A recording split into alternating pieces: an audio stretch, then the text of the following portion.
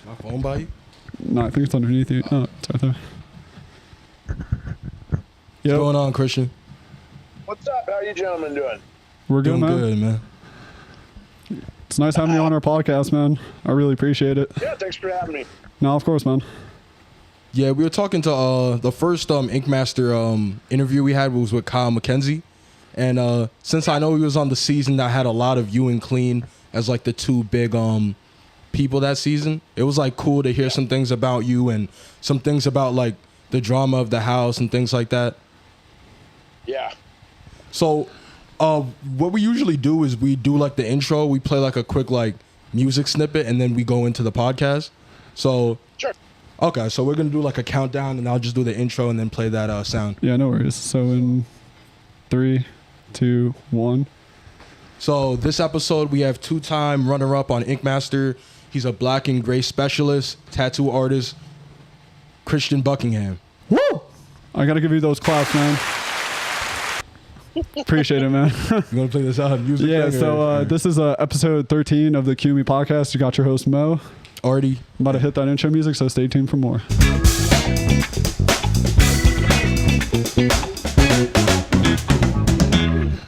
Welcome to our podcast, man.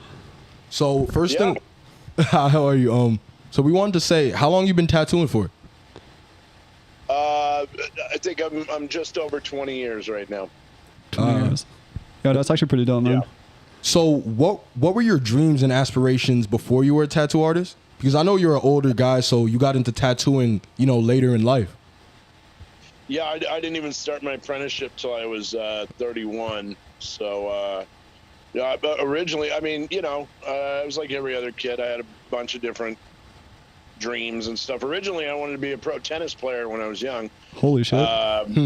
Yeah. I loved tennis. I used to live in Hawaii when I was a kid, and I loved tennis. And then, but I always drew, and I'm a big comic book nerd, and I really wanted to be a comic book artist for a long time. Marvel or DC? Marvel. All right, thank Yeah. you. I I'll appreciate take that. anything, no, I'll take anything. I mean, hey, Yeah. I still love DC though. I love them all. I'm not a discriminating nerd. That's only adults. Yeah, no, I understand that. Grown-ups end up picking sides and discriminating, and I still I'm like a kid. If it's got a cape and superpowers, I like it. I understand that. I like it too, man. I really love superheroes. Yeah. Okay, so yeah, black and gray and realism is what you do primarily. Can you for people who don't know, can you break down like the rules or what qualifies it as black and gray realism? Well, I mean, that's pretty straightforward. You use black and gray and you make it look real. And you make it look real. Yeah, I was about to say that. And that's one of those things that came from the show. I always liked black and gray, but I wasn't, I didn't set out to be a black and gray guy.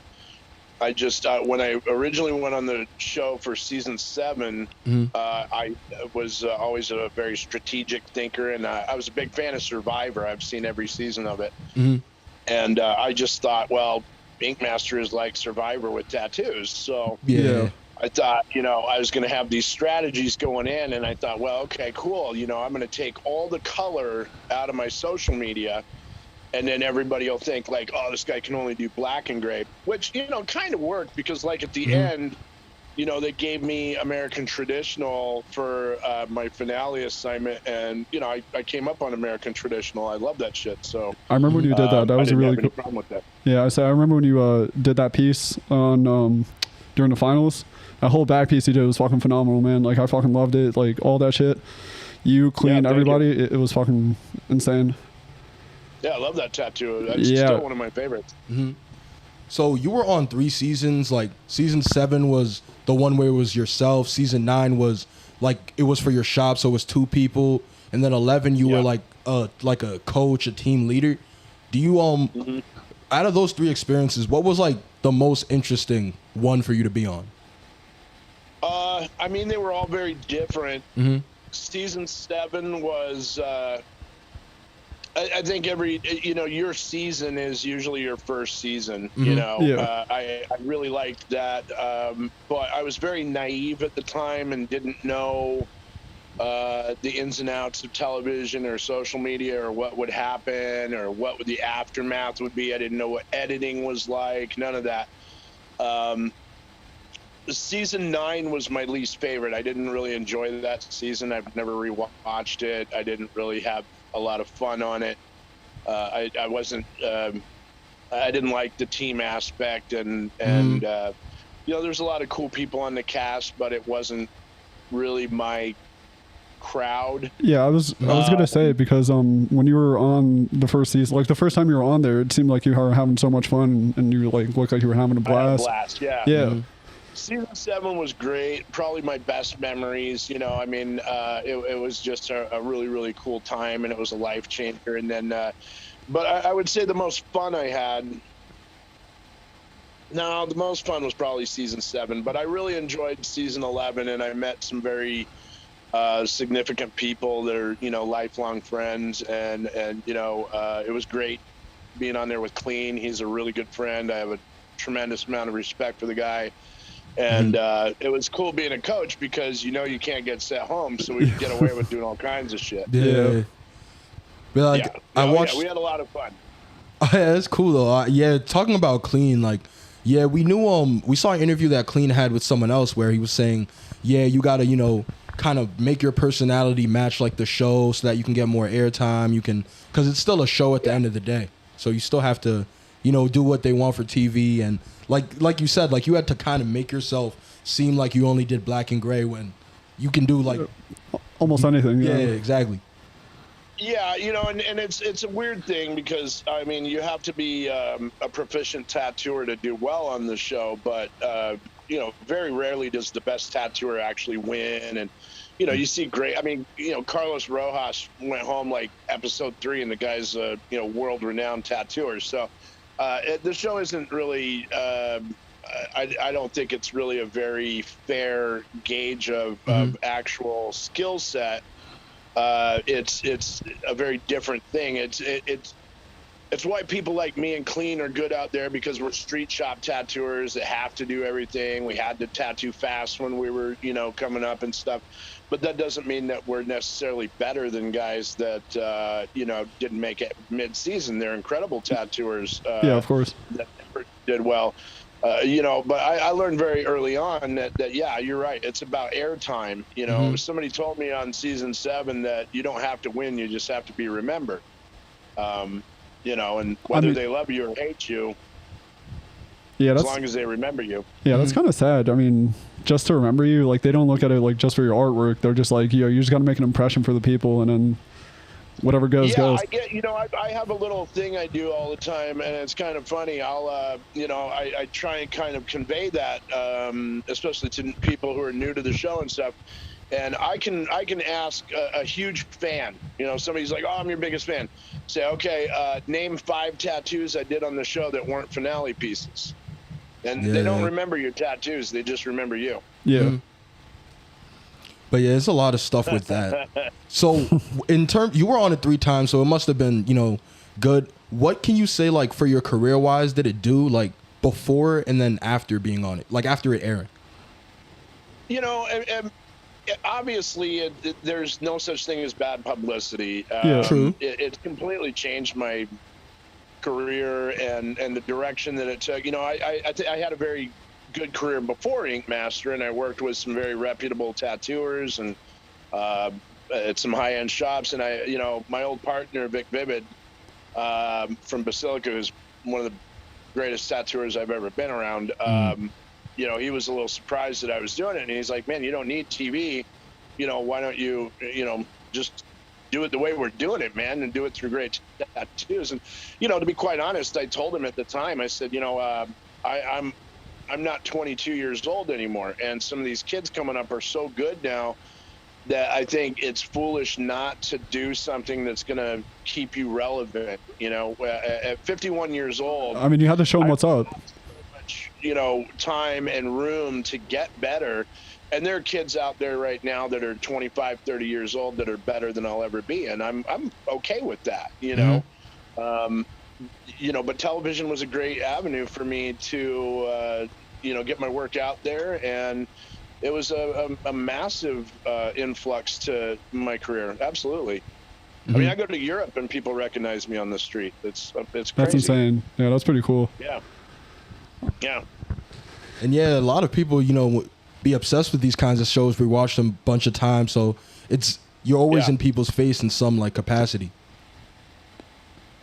Honestly, yeah, I mean, it's hard to get used to that. I mean, you know, I haven't been on for a couple of years. It's been quite a while. But I still get recognized all the time out in public. And, you know, but I didn't understand when I first started this how crazy people are. And people are fucking crazy. A lot of it was really disconcerting. I've had death threats. I've had people, you know, I mean, God, when I did season 7, shit, there's, you know, people sending you marriage proposals, crazy shit. People are fucking weird. They're fucking weird. And if you're on television, they get even weirder. Oh yeah, because they're willing to do anything to become famous. So they're like, all right, this guy's like on the show, like he's doing pretty well. Yeah. Like I just want to hop on the wagon and like, you know, blow myself up to fame. They're willing to do anything for it, which is fucking crazy. Yeah, you get a lot of those people that'll actually like start a fight. And then, you know, they'll just be dicks on social media or something. And then when you respond, they're like, you know, like, oh, man, you know, I can't believe you responded. Like, I love you on the show. I was just trying to get a rise. And you're like, why would you do that? You know, like, what's the matter with you? Yeah, they don't understand it. I'm sorry. I had to warn my fiance, you know, kind of. I mean, she's, you know, she's been around and you know, she's knows a lot of famous people, thank God. You know, but I kind of, you know, like when we first got together, that was a thing that I was like, yeah, you know, like I don't post certain pictures. There's things I don't like to put on the internet because you know that some asshole out there is gonna, you know, have something to say, and they do. Of course. You know, they do. Yeah, like they don't understand that like you're a normal person. Like people don't understand that people are people. Like they're not like superior or anything else, like, but they're willing to do like crazy shit to get your attention. And then once you respond, they're like, oh my God, this is all I needed. But like, why would I go to that extent just to bother you about it? Yeah, they're fucking weird. That's why I stay at home all the time with my girl. I think a calling card for you is probably your 2 face tattoos. Like I know I used to associate that with you the most in the beginning. Can you go by what made you get them? Like, what do they mean and when you got them? I mean, I've had them for a long time. I got them, I don't know, probably 17, 18 years ago. You know, before before it became a popular thing. And, you know, I liked the idea of a face. It's kind of an old story. You know, I remember I was in high school, I think. I was like my freshman year of high school, and this will date me a little bit. But I remember my buddy had the Rolling Stones album, Tattoo You. And the cover of the album has this, you know, this kind of androgynous figure with their face completely tattooed. And I just thought it was the coolest thing I'd ever seen in my life. And I just became obsessed with that picture. I was like, man, why don't people ever, you know, like humans are just boring looking creatures to me. You know, we don't have spots or stripes or anything cool like that. And I thought it was a neat idea. And so when I used to draw comic books, you know, from way back in the day, all my characters always had some like facial marking or some cool thing like that. So once I got into tattooing, it kind of was just a foregone conclusion that at some point I was going to, you know, tattoo my face. I just always thought that was cool. And they don't really mean anything, you know. That's one of my issues with tattooing today is I think people need to get over the fucking meaning bullshit of tattoos. You know, I mean, we're so self-obsessed, and honestly, every tattooer out there gets annoyed with it that, you know, people always come in and they're like, oh, I'd never get a tattoo that doesn't mean something. And I'm like, listen, you're not that fucking interesting. Nobody gives a shit. Nobody needs your diary on your fucking body. Just get something that looks cool, man. Yeah, honestly, you know? so I have a tattoo on my forearm. It literally has no meaning, but when I saw a picture of it, I was like, this looks kind of cool. So I went to like this tattooer and I was like, can you give me something that looks like this, but with your own style? And he was like, yeah. And then he like drew it up and he put it on me and I was like, yo, this is fucking sick. That's it, you know, and those are the best clients are people who are just like, hey, I just want something cool, tag me up, you know? Yeah. I mean, I think every tattooer, that's the drawback of TV tattooing, right, is that like we got a lot of bonuses from it. Is that because ever since Miami Ink hit the air and stuff like that, it's been great for the business, and it's done amazing things, and it's just changed tattooing forever in a ton of positive ways. But one of the negatives is that people all think that they have to get some tattooing that captures the essence of their fucking soul, and the reality is most people really are not that deep or interesting. And it's like I'm obsessed with this clock thing now. Everybody hates me for it, but I'm constantly telling people, quit getting fucking pocket watch tattoos. Nobody gives a shit what time your kid was born. Yeah. It's a fucking generic, boring goddamn tattoo. It's the tramp stamp of the last 5 years. If you want your tattoos to mean something, then don't show the world that you're generic and completely uncreative. Do something cool, do something different. All you're doing by getting the same shit as everybody else is saying that you're completely unexceptional. Mm-hmm. And that's I get people, they'll bag on my face tattoos all the time. DJ Tamby got me the best. He said I look like a 90s piercer, and I was like, I have no defense against that. Actually, I can see that now. Now that you said that, I can see that. Yeah. Right, and he was totally right. But I'm like, hey, you know what? But the thing is, whether you like them or not, they're completely recognizable. They're totally unique. And people ask me what my favorite tattoos are, and I'm like, well, these, because everybody fucking knows them. I'm like, at least I did something, original. I feel like it's like your signature thing. Yeah. Mm-hmm. Oh yeah. Yeah, for sure. I keep saying I'm going to be a sign language sign one day, because everybody always describes me, and they're like, the guy with the and they do this motion, and that's like synonymous with me. And I'm like, I'm going to end up being like a sign language sign one day. That's a good thing though, because being recognizable is like really important now, especially with your business, being able to quickly be like, that's you. I feel like a thing is about tattooers and people who are tatted. A lot of people have like a weird judgment about them, and meeting tattooers, like none of them are like that. Like they're really no different from any of us. Like they just like cool shit on them, I think we're more normal than the rest of these fucking lunatics out there. Yeah. Thank you for calling us normal, man. Because you're more open with how you feel about things, and you know what I mean? Like you guys don't care. You just do whatever, you know what I mean? So go look at the police blog. Go look at the terrorist watch list, and go down and look at the child molester registry, and I bet you hardly any of them look like me. Yeah, exactly. No, none of them look like you. Business suit guy next door looking fuckers. Exactly. Those are the people that scare me. Yeah, definitely. The people who you don't. It's always the people you don't expect. I feel like now it's a bit opposite. But we should. That's the problem in society. I'm like, why do we keep, I mean, every time I get patted down by the TSA, I'm like, really? Like, when was the last time there was a terrorist that looked like me? Or, I mean, I always tell people, I'm like, I'd be a terrible fucking criminal. Can you imagine, oh, did he have any distinguishing characteristics or marks? Like, well, yeah, he did. As a matter of fact. Yeah. And it's weird because, like, I understand some, like, things that people think it'll be like one thing that happened, like certain racism type of things, or you think that happens, but there's never been something technically associated with like people who are tattooed outside of, gang tattoos, obviously. But anything else, like there's nothing that's ever been associated. Especially nowadays, not. No, and it's a weird thing because I had a client, it's funny because I do liken it to to me. I don't think it's all that different than racism or sexism or any other isms. Mm-hmm. People like to anybody that looks different. They've got something to say about it. And I've told people before. I'm like, if you think you get discriminated against, well, cool. Like let's go job hunting and house hunting and see who has the harder time, you or me. I don't care if you're what race you are, or if you're a woman or whatever minority.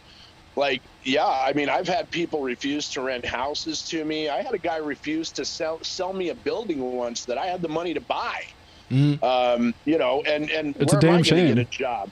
Yeah. Even if I actually went and talked to an old employer of mine after I'd done Ink Master and stuff. He's a good friend of mine, good dude. Mm-hmm. And I helped him start the welding division of his company. And we were having drinks one night, and I asked him, I said, what would you do if I came back now and asked for my old job back? He's like, I couldn't hire you. Yeah. And it's crazy for no other reason. It's crazy just for tattoos. Yeah. It's like they don't look at you for your skills or anything else. It's like I feel it's fucking stupid.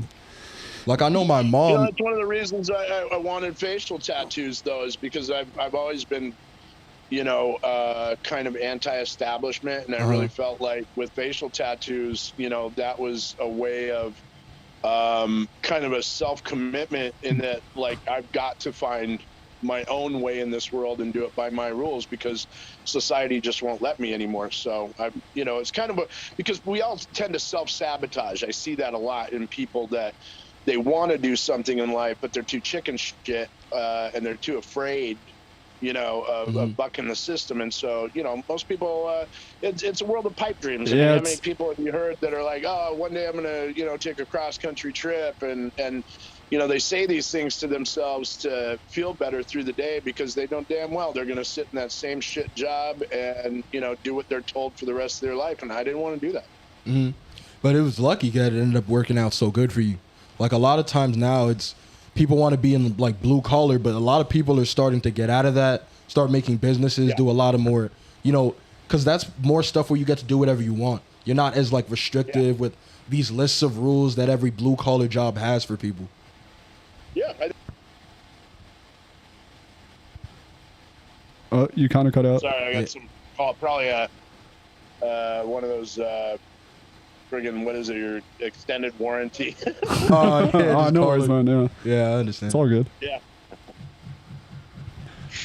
But yeah, you just like you wanted to break out the norm. Like you wanted to show people that like even though you're like a normal guy, like you just wanted to do something different, but you wanted to do it for yourself because like you don't give a shit about what anybody else has to say. Yeah, absolutely. So yeah, I see that. I don't know if you were a smoker before, but now you vape. I saw Helios Tattoos that you guys like sell like vape related things and certain like I think a couple tattoo equipment too. Can you tell like how you got into that? I'm not with Helios anymore. I was on the pro team for them for a while. They're a great company and stuff. We're just I quit doing sponsorships or any of that stuff a couple of years ago. I just feel like I think it's the industry is getting a little weird where everybody it's like a NASCAR shirt where you're like oh, who are you sponsored by and all this bullshit. And I really started looking at it and I thought these sponsorships to me aren't worth it because they throw you a couple of free boxes of needles or a free machine here and there. But then they use your image and your skills and your hard work to promote their company. And they get a lot more out of it than you do. And then if you decide you want to use some other needle for a while and then you're a dick. And I'm like, and the reality is I think tattooers are changing in a lot of ways that I don't like. Like, everybody's so brand conscious and I'm like, hey, check it out. There's 3 fucking companies over in China that make all your needles. Anybody can go start a needle company tomorrow. It's the easiest thing in the world. Half of these machines that they're, charging you up the ass for a bunch of crap anyway, but it's becoming a big who's who of and a lot of it is for this notoriety amongst peers, and I just thought I felt like that was just getting in the way of stuff, and I'm like, nah, I don't give a shit. I don't like I don't like conformity too much, and I find that tattooers are becoming very conformist amongst each other, which is really weird, because it's supposed to be a place where you can express yourself and be different and that sort of thing. But then you really watch the industry, and I think a lot of them are just cookie cutter and fucking boring. Definitely. I think so as well. I do have a question. Do you have your first needle from like when you first started, or because like I'm just wondering if like tattooers actually keep like their first like needle gun that they used, or no, and you call it a machine. You never call it a gun. Every tattooer will rip you for that one. Okay. Yeah. My mentor used to always tell me guns kill people. We just hurt them. But no, I'm not. I don't know. I guess I'm not that nostalgic about material shit. I mean, I've got a business card from the first job I ever worked at, but I sold my first machine a long time ago. I know a lot of guys that do keep that stuff. I hang on to stuff for a while, but You know, it just all ends up being a bunch of crap you leave in your junk drawer and carry around with you. And I get sick of that shit. So no, I don't have anything from the beginning other than I kept a business card from the shop that I apprenticed at, and then I've got a T-shirt from the first shop I ever owned. Other than that, I don't. I mean, for what? You know, I don't even use that kind of machine anymore. Yeah. Okay, but we heard about tattooing. We heard about comic books, getting into those. Do you have any other like passions or like big like hobbies that people wouldn't like expect you to have? I mean, not really, man. You know, tattooing sucks the life out of you. That's the thing. All these kids now, they're like, I want to be a tattooer. No, you don't. No, you don't, because I don't even have time to read comic books anymore. You know, I got it. I got a PS5 and I want to play this game and I never have time. Because everything, tattooing literally takes 24/7. I think, you know, at least for me. And I've got, you know. I mean, right now, you know, for the first time in my life, tattooing has taken a second chair. You know, I met a wonderful woman that I'm engaged to, and congratulations. For me right now, yeah, we've got a baby coming, and this is the very first time I can say, yeah, you know, I love tattooing with all my heart, but it's not the number one thing in my life anymore. Mm-hmm. Yeah, when you're younger, you know, it's more important for you to grind that, get your, you know, your finances and everything up there. But after a while, it's like sometimes you're gonna have other things that you have to prioritize, so that you don't take up all of your time on just that one thing. I wish I would have done that younger. If I could go back in time and change anything, that's what I would have done. Is I would have said, you know what. Worry about the people you love first, and make tattooing second, you know, and I didn't for a lot of years, you know, but I mean, I'll tattoo until my hands are crippled, because it's just what I love. And it is funny because a lot of people say, what do you do in your spare time? And I'm like, I mean, things that have to do with tattooing. Tattoos, yeah. I mean, you know, I think people that have hobbies a lot of times, it's what they do because what they do for a living isn't what they love. Yeah. For me, it is. So, I mean, I do my hobby for a living, you know, and all my hobbies coincide. I mean, I collect comic books. Well, cool. I can go, you know, hang first editions on my station wall, you know. Yeah. My station is like my nerd man cave. So, you know, it all clicks. Speaking of comic books, do you have like, I just want to know, what's your favorite comic book? I'm an old school X-Men junkie. You know, it sounds cliche. Hey. Yeah, I'm an X-Men junkie. I love all of them, though. I really do. I like a lot of indies. Sandman from Vertigo. Neil Gaiman is probably my all-time favorite author. And anything he ever wrote is wonderful. So that's really cool. No, that's pretty dope. I mean, my favorite. I like outdoor stuff, you know. I like camping and getting outside if I can. You know, my girl and I love going out, kayaking, stuff like that. Just basic crap, but nothing too crazy. Mm-hmm. So yeah, a lot of busy life. I know you're a grandparent as well, so it's just hard juggling all of that. Yeah, my kids think it's weird. I got a daughter that's 31, and she's like, I can't believe you're having a kid, you know. But now they're excited about it. But you know, I'm like, I'm not old for my age, you know. No, so definitely I'm not. super excited to have a baby right now. That's like my biggest thing right now. It's just, you know, the idea of having a kid is amazing, and you know, I'm focused on. I'm gonna raise the most badass little kid ever. Yeah, and the thing is, yeah, you're only as old as you feel. Like if you're still active, you're still doing things. Yeah, it's good. So yeah, we're opening a new shop in Florida, which this is by far the biggest undertaking I've done so far. So that's taken up a ton of time. It's a huge, like 5,000 square foot shop with, you know, we're gonna have 12 to 18 stations. We're gonna have a bar in the shop. It's gonna be crazy. So. A bar in a shop, really?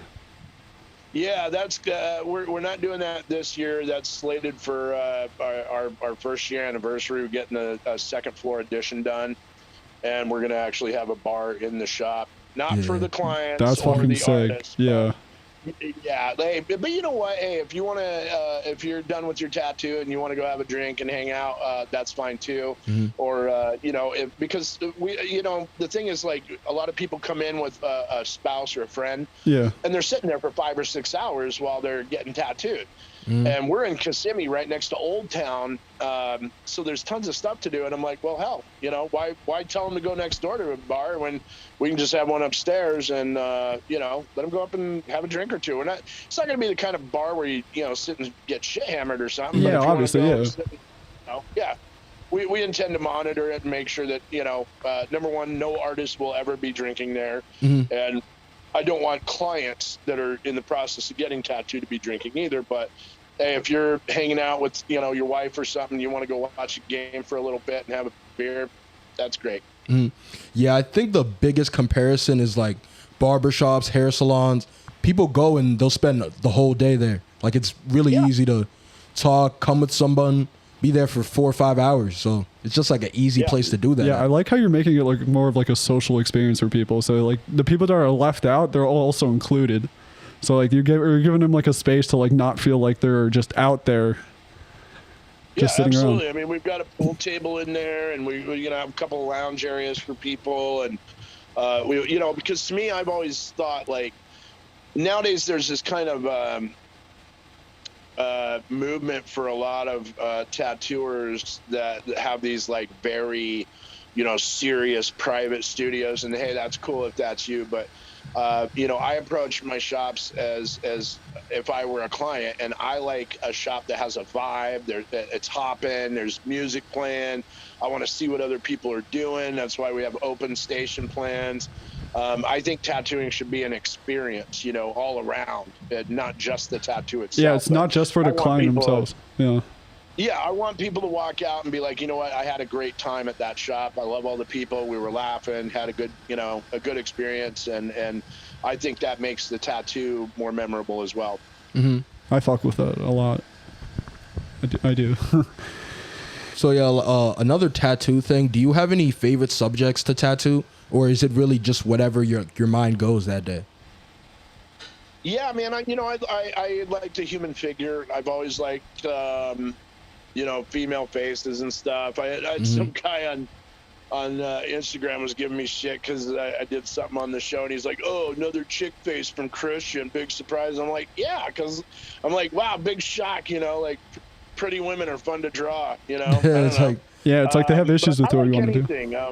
I just like cool shit. You know, the thing is, my favorite thing to do, and I'm really going to concentrate on that here down in Florida because I think I'm going to have a little more discretion on what I tattoo, is I like telling stories. That's my favorite part of Ink Master, hands down, is when you go to the finale and you have an opportunity to do whatever you want. And if you notice, every season I always tell a story with whatever tattoo I'm doing, you know. Yeah. I mean, we did Eve and Lilith's back pieces. I did the Rite of Spring, and then, you know, I did the Vampire Girl, and I like dark but beautiful things. Yeah. You know, I like, and I don't care if it's color or black and gray. I love doing color. I'd actually like to do more of it, but I like dark subject matter, but I like for it to be beautiful as well. like, I know the vampire one was one of my favorites because you really had like a whole scene and the figure. So it was like a build up thank of, you. know, reading it Yeah. from seeing the dead rat, seeing it's, you know what I mean? Like the transitioning of that Yeah. to the vampire was really cool to me. Yeah, what I also like is that you just do what you want and then like you just don't care about it. I mean, you just like put so much effort into whatever you're trying to do, and then if it's like what you like and what the person likes, and that's fucking sick. Yeah, you know, and I mean, I've always wanted to win, but I think I want the canvases to have something that they're going to be proud of, and me too. And I don't think about winning first and foremost. I think of the fact that, you know, millions of people are going to see this tattoo. And, you know, when I did that last season, I really debated a lot because I thought, well, in the time period that we've got, I could do an entire leg sleeve completely wrapped in black and gray, and that would, you know, have probably a better shot at winning. But I was really tired of just being the black and gray guy, or people kind of, I didn't want to get into that Jesse Smith thing where people are like, yeah, Jesse you're a one Smith. trick pony. And I'm like, I want to show people like I was like, you know what, fuck it, I'm going to go back to my roots. So I went back to more of a comic book style, and I wanted to do full color and, do something that nobody expected, and see if it, and I think it surprised a lot of people. And I was super proud of that tattoo. I love it. Yeah, it's still something I look back and they still use it for certain things. So I think that was really cool. I saw you recently got your hand like touched up, like the heart tattoo I saw, like you had touched up by someone. A total cover up. Mm-hmm. Yeah. No, that's an amazing. I love that tattoo because it's this guy here, but that's sick, man. Amazing. Fourth generation cover up. I've had that tattoo, that hand covered 3 times, and it's just a complete train wreck. But I've got this guy that works at my shop, Lucky Gypsy, up in Richmond, named Matt Grosso, and he's by far the most phenomenal cover-up artist I've ever worked around. The guy's just, I don't even know how he does it sometimes. And so I've had him start some cover-up work on me, and it's incredible. That guy can cover anything. Mm-hmm. That's a really cool thing. I mean, it's not easy. That's what I love about tattooing. You never get bored, because I've been tattooing 20 years, and I've been working with Matt for a little over a year and a half, pushing on 2 years now. And I learned from him, and, because he does something that I haven't really been around before. And, I started dabbling in cover-ups more like what he's doing, not just simple cover-ups, but yeah. Cutting out a little bit. And they've been successful, because I learned tricks from Matt. Like, that's, at 51 years old to 20 years in, to be learning something entirely new, that's just exciting. That's really cool. Mm-hmm. For cover-ups, I was wondering, does it, like, some people will not want a tattoo anymore and they'll, like, laser it off. Is it better to laser off a tattoo and then get another tattoo, or just get a cover-up? No, just get a cover-up. Just get a cover-up? Yeah, I would say just get a cover-up. Because it fucks with your skin. Oh, the laser? Yeah. I mean, I had some lasering done on one of my arms, and I'm not against it, but it's like anything else. You got to go to a good technician that knows what they're doing, and I'll tell you right now, it is stupid painful. Yeah. You got dot by dot. Bro, it's a laser to skin, so obviously that shit's going to burn your skin because it's trying to remove permanent ink out of your skin. Man, it hurts. There's no doubt about it. Yeah. Only thing I ever tapped out on was getting this finger lasered. Mm-hmm. I've got every kind of tattoo you can imagine, and I got this finger lasered when I was doing my hand, and I went in for the second session, and I said, nah, man, I'm not fucking with it. do you get used to it or no? Because it's like compared to the first session to like the last one, it still just hurts?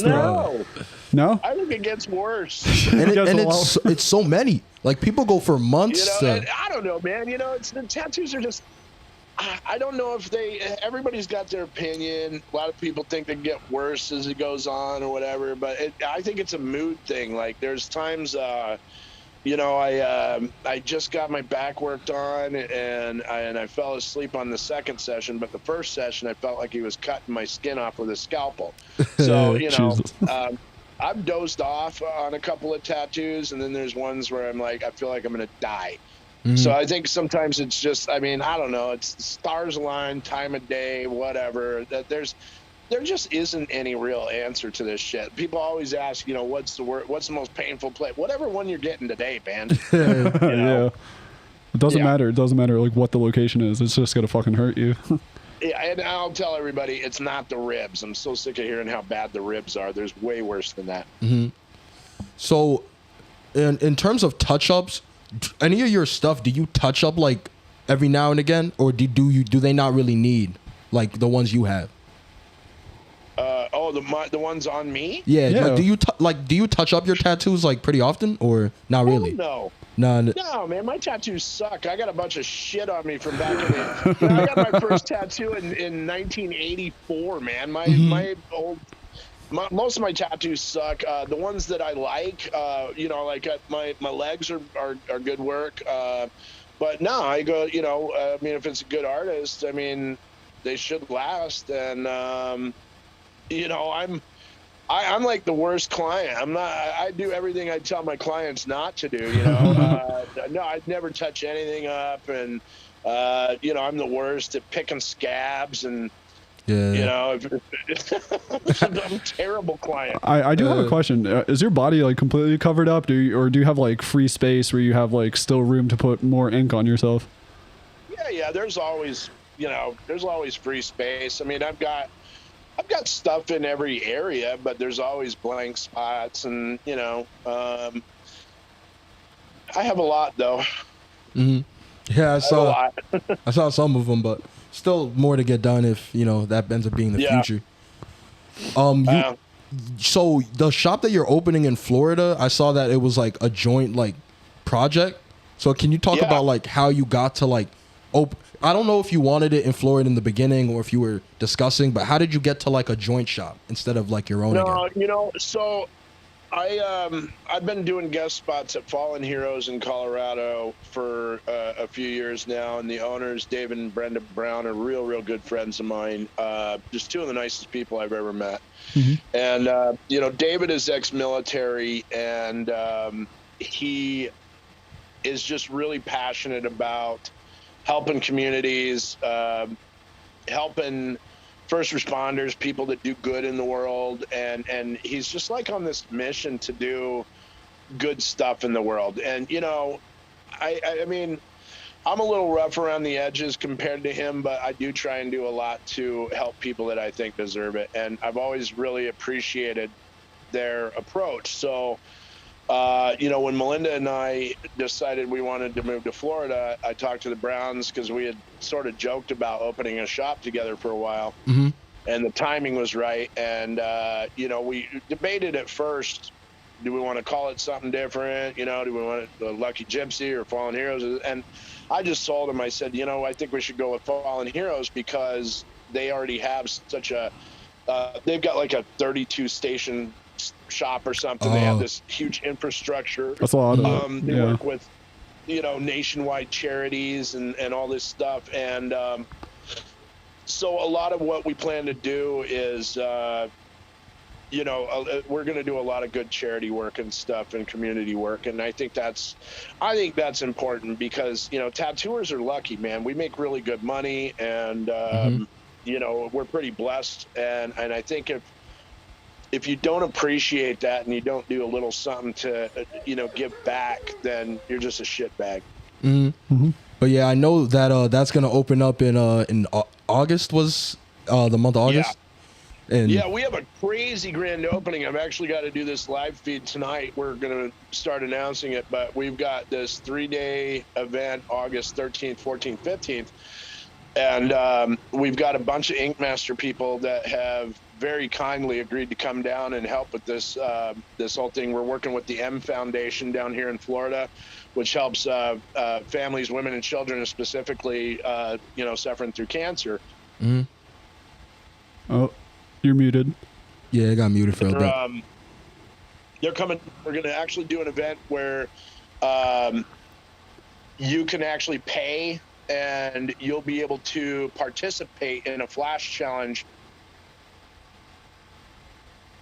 Oh, you're muted again. Oh, okay. Yeah, we're doing some challenges between Ink Master folks. And then we've got this on Sunday is going to be my favorite day. It's going to be called Bad Guys Doing Good Things. And it's like me, St. Mark, Steve Taft, Kyle Dunbar. Oh, St. Mark? Oh, shit.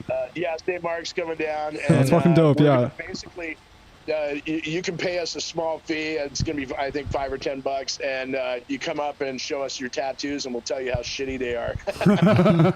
Yeah, it's going to be super fun. All of it for charity, and all of it good fun, and so we're excited. But I've got Tiara Gordon from season 11 is actually moving down here, and she's going to be a permanent artist at our shop. Which sounds really cool. Okay. Excited about. She does a lot. Yeah, no, she does a lot of bright colors, a lot of like new school and like out of their topics. So it's like cool to see her coming out. Yeah, super underrated tattooer, man. She is so good. Mhm. I think she was actually, when we did the first day picks, I think she was like the third pick or something like that. Like, she was one of the highest rated ones in, and she went home way too early, but super talented. So we're excited to have her there.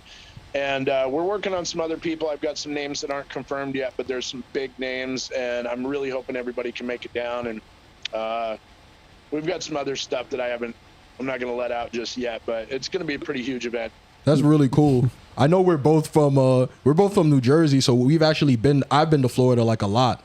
So it's like something where I was like, oh, maybe I should like try to come out, and then it's a 3-day event. I didn't know that either. So it's something where we might Honestly, decide to go. I might come out and just get tattooed. From there, man. Or do a podcast on there. Yeah, that's fucking dope.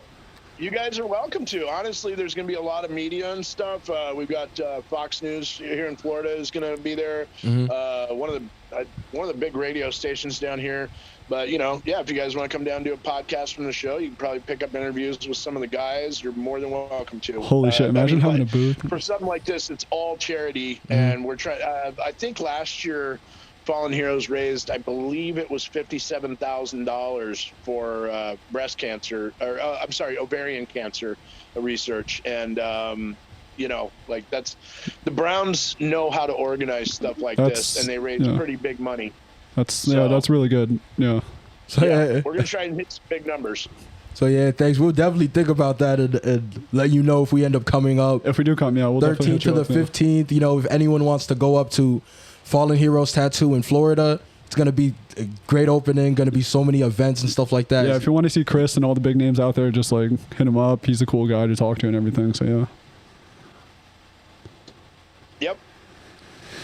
Oh, all right, you ready? So yeah, we've got through most of the questions. I know it was actually a lot of scheduling issues today because I know he had something to do earlier. My brother had he has his graduation later today from college. So I know I have to. Congratulations to him. Yeah, thank you. I appreciate that. Oh yeah.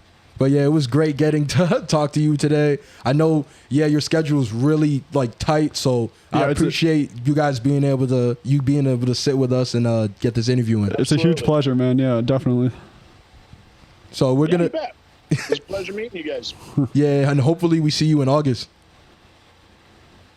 Yeah, you're like I said, you're more than welcome.